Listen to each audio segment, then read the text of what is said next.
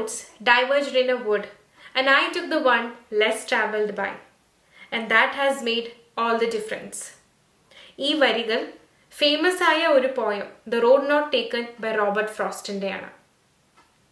ഇവിടെ കവിതയിൽ പറയുന്നത് ഒരു കാട്ടിലുള്ള 2 വഴികളെ കുറിച്ചിട്ടാണ്.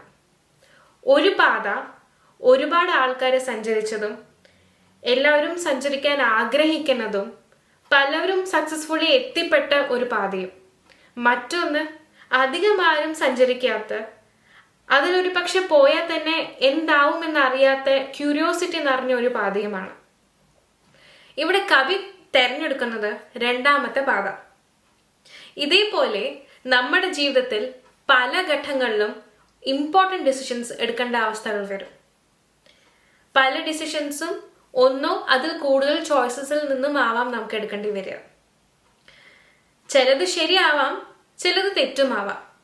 പക്ഷെ നാം എപ്പോഴും ചിന്തിക്കേണ്ടത് നമ്മൾ എടുക്കേണ്ട ഡിസിഷൻസ് എല്ലാം നമ്മുടെ ലൈഫിനെ തന്നെ ഡിഫൈൻ ചെയ്യുന്നതായിരിക്കും.